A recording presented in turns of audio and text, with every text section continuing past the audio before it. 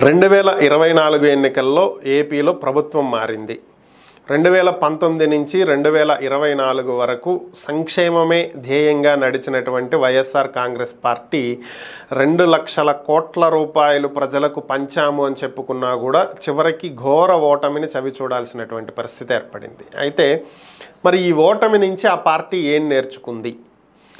దీని నుంచి జగన్మోహన్ రెడ్డి ఏం గ్రహించారు, ఏం నేర్చుకున్నారు, ఏం తెలుసుకున్నారు, అసలు ఏమి దీని గురించి స్టడీ చేశారు అనేది కనుక ఒకసారి చూసినట్లయితే మరి జగన్మోహన్ రెడ్డి ఎంతవరకు దీన్ని స్టడీ చేసి ఒక అవగాహనకు వచ్చారో, దీన్ని ఏ విధంగా ఎందుకు ఓడిపోయామనే దాన్ని తెలుసుకున్నారో లేదో తెలియదు. కానీ దీని మీద టీడీపీ వాళ్ళు మాత్రం గట్టిగానే కసరత్తు చేసినట్లుగా కనిపిస్తుంది. వైఎస్ఆర్ కాంగ్రెస్ పార్టీ ఓటమికి గల కారణాలు ఏంటి అనే దాని మీద టీడీపీ గట్టిగా స్టడీ చేసినట్లయితే కనిపిస్తుంది. ఎందుకు ఇది మాట్లాడాల్సి వస్తుంది అంటే, ఇటు చంద్రబాబు నాయుడు కావచ్చు, అటు లోకేష్ కావచ్చు, ఇద్దరూ కూడా పార్టీ క్యాడరు, కార్యకర్తలు, ద్వితీయ తృతీయ శ్రేణి నాయకులు, ఎమ్మెల్యేలు, ఎంపీలు, మినిస్టర్లు ప్రతి ఒక్కళ్ళకి అందుబాటులో ఉంటున్నారు.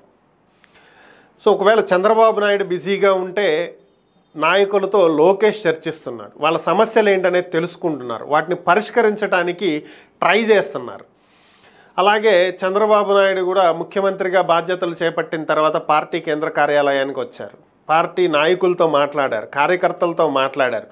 ప్రతిరోజు జూమ్ మీటింగ్లో, వీడియో కాన్ఫరెన్స్లో ఏదో ఒక విధంగా కిందున్న నాయకులతో సహా, గ్రౌండ్ లెవెల్లో బూత్ లెవెల్ నాయకులతో సహా అందరితో టచ్లో ఉంటున్నారు. ఇదే జగన్మోహన్ రెడ్డి 2019 నుంచి 24 వరకు మిస్ చేసింది. కేవలం బటన్ నొక్కటం మీదే పెట్టినటువంటి దృష్టి పార్టీ క్యాడర్ని బలోపేతం చేసుకుంటాం మీద పెట్టాల. ఈవెన్ చాలామంది ఎమ్మెల్యేలు బహిరంగంగా ఇప్పుడు చెప్తున్నటువంటి పరిస్థితి, చెప్పినటువంటి పరిస్థితి కూడా, మేము డైరెక్ట్ ముఖ్యమంత్రితో మాట్లాడేటువంటి అవకాశం రాలేదు, జగన్ దగ్గరికి మేము వెళ్ళేటువంటి అవకాశం లేదు, జగన్కి మాకు మధ్యలో పెద్ద అడ్డుగోడగా అధికారులు ఉన్నారు, పార్టీకి సంబంధించిన ఒక కోటరీ ఉంది, వీళ్ళని దాటి మేము లోపలికి వెళ్ళే పరిస్థితి లేదు, ఆయనతో చర్చించే పరిస్థితి లేదు. 2019 వరకు ప్రతి ఒక్క పార్టీ కార్యకర్తకి, నాయకులకి, బూత్ లెవెల్లో ఉన్నటువంటి ప్రతి ఒక్కళ్ళకి అందుబాటులో ఉన్నటువంటి జగన్మోహన్ రెడ్డి 19 నుంచి 24 వరకు అందుబాటులో లేరు. అప్పటి వరకు ఎప్పుడంటే అప్పుడు ఆయన దగ్గరికి వెళ్ళి సెల్ఫీలు దిగలిగినటువంటి వ్యక్తులు కూడా ఆ టైంలో దూరంగానే ఉన్నారు కాదు, ఉంచబడ్డారు అని చెప్పుకోవాలి.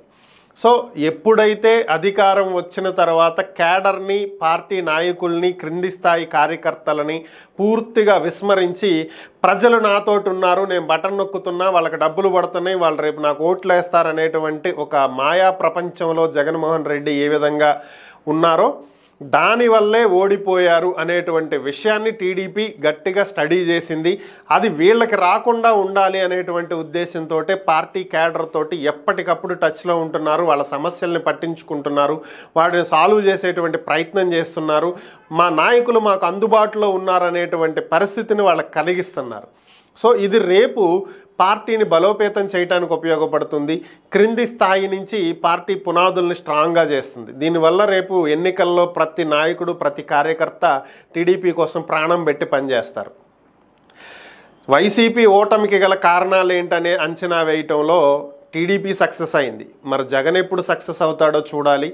ఇంకా ఇదే విధంగా నేను అన్నీ ఇచ్చాను, మోసం జరిగింది, శకుని పాచికల్లా రిజల్ట్ వచ్చినాయి, ఈవీఎంలు ట్యాంపరింగ్ జరిగింది అని చెప్పుకుంటానే వెళ్తారో, లేదా అసలు విషయాలు ఏంటనేది తెలుసుకుని వాటిని సరిదిద్దుకునే ప్రయత్నం చేస్తారో ఇక చూడాలి.